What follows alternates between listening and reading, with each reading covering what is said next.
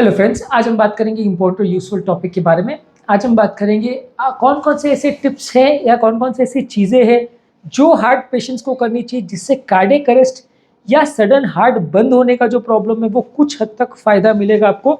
Obviously देखिए, cardiac arrest को पूरी तरह प्रिवेंट नहीं कर सकते और कोई भी चीज़ ऐसी 100% गारंटी आपको नहीं दे सकती कि आप ये कर लोगे या ऐसी कोई जड़ी बूटी आप खा लोगे जिससे आपका कभी हार्ट अरेस्ट नहीं होगा और आप बिल्कुल हेल्दी रहोगे। वैसा कोई भी गारंटीड दवाई या नुस्खा नहीं आता है, किसी भी पैथी में नहीं आता है।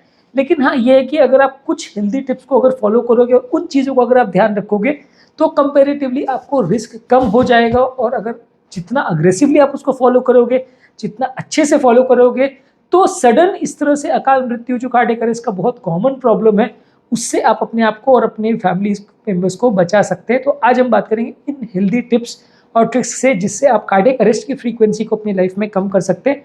टॉपिक पर जाने से पहले जो लोग हमारे चैनल पे नए हैं उन्हें रिक्वेस्ट करूंगा कि चैनल को सब्सक्राइब करके हमें इंस्पायर और मोटिवेट करें और वीडियोस को लाइक करें। सबसे पहले देखिए, कार्डियक अरेस्ट का मतलब ये है कि एक ऐसा प्रॉब्लम जिसमें हार्ट सडनली बंद हो जाता है, आपको टाइम नहीं देता और हार्ट सडनली फिब्रिलेशन मोड में चला जाता है, वाइब्रेशन मोड में चला जाता है और सडनली आदमी की 2-4 मिनट के अंदर ही मृत्यु हो जाती है। हार्ट अटैक में भी सबसे ज़्यादा इम्पॉर्टेंट कारण जिसकी वजह से लोगों की मृत्यु होती है वो कार्डियक अरेस्ट ही होता है।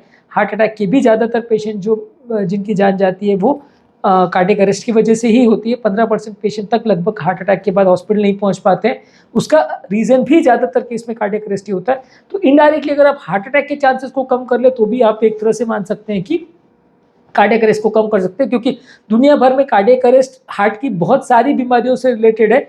चाहे वो किसी को वैल का बीमारी हो, किसी को जन्म से होने वाला हार्ट का विकृति हो जिसको कंजेनाइटल हार्ट डिजीज बोलते हैं, किसी को नलियों का ब्लॉकेज हो, तो ये सारी ही बीमारियों में कार्डियक अरेस्ट जो है ये टर्मिनल इवेंट होता है जिसकी वजह से पेशेंट की सडनली मृत्यु होती है।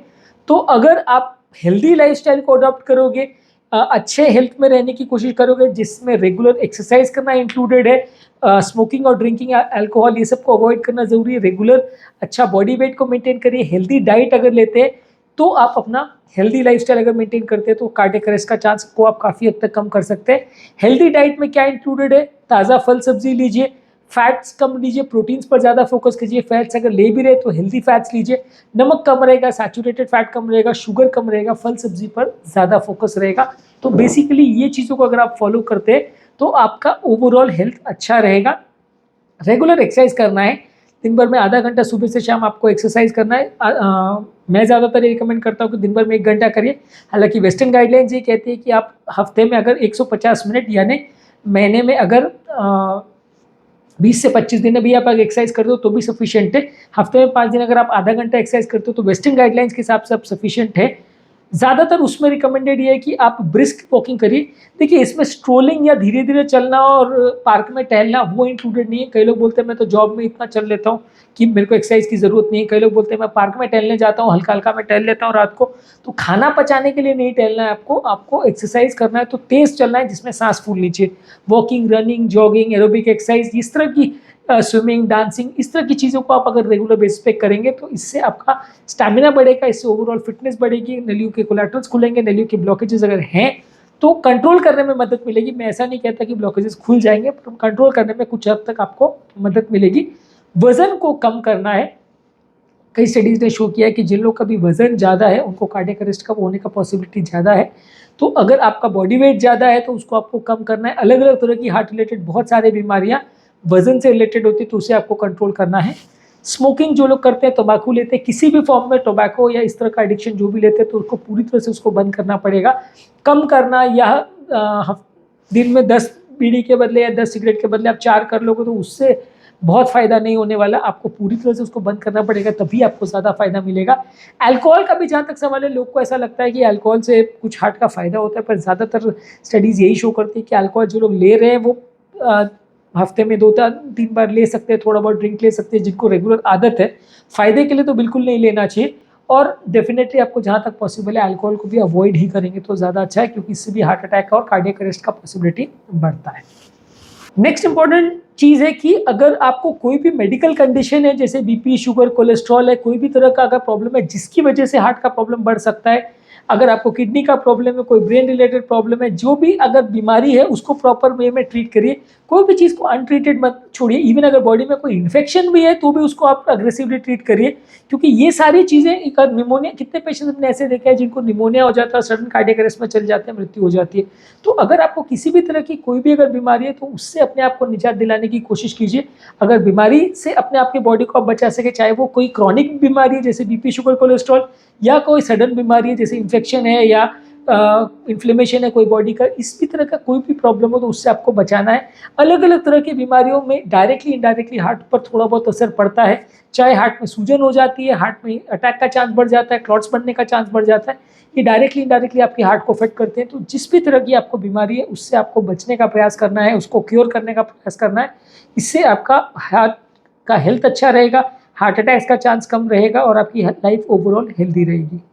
नेक्स्ट है कि अगर आपको कार्डियक अरेस्ट का रिस्क है या आपकी फैमिली में किसी को कार्डियक अरेस्ट का रिस्क है तो कार्डियोपल्मोनरी रिसस्सिटेशन पर फोकस कीजिए। लोग दवाइयों के बारे में तो ज़रूर पूछते हैं कि ये दवाई लेनी है कि वो दवाई लेनी है, क्या करना है जब अरेस्ट हो या तो उसमें क्या करना है। हमने ऑलरेडी कार्डियक अरेस्ट का इमरजेंसी मैनेजमेंट में क्या करना है उस पर डिटेल वीडियो किया, जो कि आप हमारे चैनल पर देख सकते हैं। पर आज हम स्पेसिफिकली ये बात बताना चाह रहे हैं कि उसकी पूरी फैमिली को इमरजेंसी मैनेजमेंट का सारी चीज़ों के बारे में पता चलना चाहिए, इंक्लूडिंग सीपीआर। मतलब इमरजेंसी में क्या करना है, डॉक्टर को कैसे कांटेक्ट करना है, कब करना है, एम्बुलेंस को बुलाना है तो कौन सी एम्बुलेंस बुलाना है, किस हॉस्पिटल में कब लेके जाना है, कौन सी हॉस्पिटल में उनको बेस्ट रहेगा, वो सब चीज़ों का डिसीजन मेकिंग, वो सारी चीज़ें हमने इमरजेंसी मैनेजमेंट वाले वीडियोज़ में डिस्कस किया है। उन चीज़ों पर आपको फोकस करना है। और कार्डियोपल्मोनरी रिसस्सिटेशन जो है यानी सीपीआर जो है परिवार में कई लोग को आना चाहिए, ताकि अगर कोई पेशेंट को हार्ट अरेस्ट या कार्डियक अरेस्ट हो तो वो पेशेंट को बचा सके। क्योंकि कार्डियक अरेस्ट की सिचुएशन में डिफिब्रिलेटर होना घर पे वो अच्छी चीज़ है, या अगर सीपीआर भी अगर पेशेंट के रिलेटिव्स को आए तो वो काफ़ी फायदा होगा। अगर परिवार में एक या दो फैमिली मेंबर्स को अगर इस तरह का प्रॉब्लम है तो घर में डिफिब्रिलेटर रखे तो भी काफ़ी सेंसिबल है। आजकल 1.5-2 लाख रुपए में मेनली डिफिब्रिलेटर आ जाता है, घरों पर रख सकते हैं। तो आप इमरजेंसी में उसको अगर आपको यूज़ करना प्रॉपरली आए तो पेशेंट की जान को बचा सकते हैं। क्योंकि प्रॉब्लम इसमें क्या होता है कि जब तक एम्बुलेंस आएगी और जब तक एम्बुलेंस में रखा हुआ डिफिब्रिलेटर आप यूज़ करोगे तब तक पेशेंट की जान जा चुकी होगी। क्योंकि एम्बुलेंस को भी आने में मिनिमम 10 से 15 मिनट तो लगता ही है ज़्यादातर सर्कमस्टांस में, और उतना टाइम कार्डियक अरेस्ट के पेशेंट्स को नहीं मिलता है। कार्डियक अरेस्ट में अगर आपने शॉक 3 से 5 मिनट के अंदर मैक्सिमम अगर पेशेंट को दे दिया तो जान बचाया जा सकता है। उससे ज़्यादा अगर लेट होता है तो फिर पेशेंट को नहीं बचा सकते। वेंट्रिकुलर फिब्रिलेशन की बात कर रहा हूँ, ventricular tachycardia, atrial fibrillation, atrial अरिथमियाज की बात नहीं कर रहा हूँ, वेंट्रिकुलर फिब्रिलेशन की बात कर रहा हूँ, जिसे प्रॉपर कार्डियक अरेस्ट बोलते हैं, जिसमें जान का खतरा होता है। तो उसमें डिफिब्रिलेटर अगर आपके घर में हो तो काफ़ी सेफ हो जाता है। क्योंकि इम्प्लांटेबल डिफिब्रिलेटर तो देखो हर पेशेंट में अलग से लगाना पड़ेगा, क्योंकि वो काफ़ी महंगा भी आता है और बैटरी लाइफ भी 10 साल चलती है, तो फिर से रिप्लेस करना पड़ता है। तो वो तो एक है, पर एक जनरल सजेशन ये है कि आप घर पे भी अगर डिफिब्रिलेटर भी अगर रखें तो इट्स नॉट वेरी कॉस्टली और उससे काफ़ी पेशेंट को बचाया जा सकता है, बशर्ते कि पेशेंट को वो अरेस्ट घर पर है उसी टाइम पे। अब पेशेंट को अगर पार्क में वो अरेस्ट आया है या कोई ऐसी जगह पे आया जहाँ पे वो डिफिब्रिलेटर अवेलेबल नहीं है तो फिर वो बैड लक हो सकता है। वैसे केस में इम्प्लांटेबल कार्डियोवर्टर डिफिब्रिलेटर हेल्प कर सकता है, पर वो थोड़ा कॉस्टली टूल है। उसमें क्या है कि एक माचिस के डब्बे के साइज़ का डिवाइस कंधे पर लगा देते हैं और इलेक्ट्रोड हार्ट में लगा देते हैं, तो उससे वो हार्ट का करंट जब भी प्रॉब्लम होता है तो उसको अपने आप ऑटोमेटिकली सेंस करके हार्ट को शॉक दे देता है। तो व्यक्ति की जान को काफ़ी हद तक काफ़ी केस में बचा सकता है, पूरी तरह हर केस में बचा सकता है ऐसा नहीं है। और इसका ये भी मतलब नहीं कि हर आदमी जिसको हार्ट का थोड़ा बहुत भी रिस्क फैक्टर हो सबको AICD डिवाइस लगाना है, ऐसा भी नहीं है। जिनको बहुत ज़्यादा रिस्क है और जिनको कार्डियक अरेस्ट होने का बहुत ज़्यादा लाइक्लीहुड है वैसे ही लोगों में इसको यूज़ करना है, रूटीनली सबके लिए यूज़ करें ऐसा चीज़ नहीं है। नेक्स्ट मोस्ट इंपॉर्टेंट चीज़ है कि रेगुलर बेसिस पे आप इसको हेल्थ चेकअप्स कराते रहिए। आए दिन हमारे पास प्रॉब्लम क्या आती है कि पेशेंट हमारे पास आता है और वो ऐसी कंडीशन में आता है कि भाई वो पेशेंट मल्टीवेसल डिजीज़ होता है, तीनों तीन नली में ब्लॉकेज होता है, 2-3 हार्ट अटैक पहले आ चुके होते हैं। पेशेंट हमारे पास तब आता है जब बिल्कुल मरने वाली हालत हो जाती है, तो हम कई बार उनको बचा पाते हैं, कई बार नहीं भी बचा पाते हैं। तो अगर आप रेगुलर हेल्थ चेकअप्स करते रहोगे तो कई बार आपको इस तरह की प्रॉब्लम्स डिटेक्ट जल्दी हो जाएंगी। कई लोग को सालों साल डायबिटीज़ होती है और फिर कई साल बाद जब हॉस्पिटल एडमिट होते हैं तो पता चलता है कि डायबिटीज़ है, शुगर 300-400 पहुँच गई। कई बार लोगों को ऑलरेडी किडनी का प्रॉब्लम होता है वो मिस हो जाता है, कई बार लोगों को कोलेस्ट्रॉल का प्रॉब्लम होता है वो मिस हो जाता है, हार्ट के ब्लॉकेजेस होते हैं, TMT नहीं होता इसलिए वो मिस हो जाता है, हार्ट फेलियर होता है, इको नहीं होता इसलिए वो मिस हो जाता है।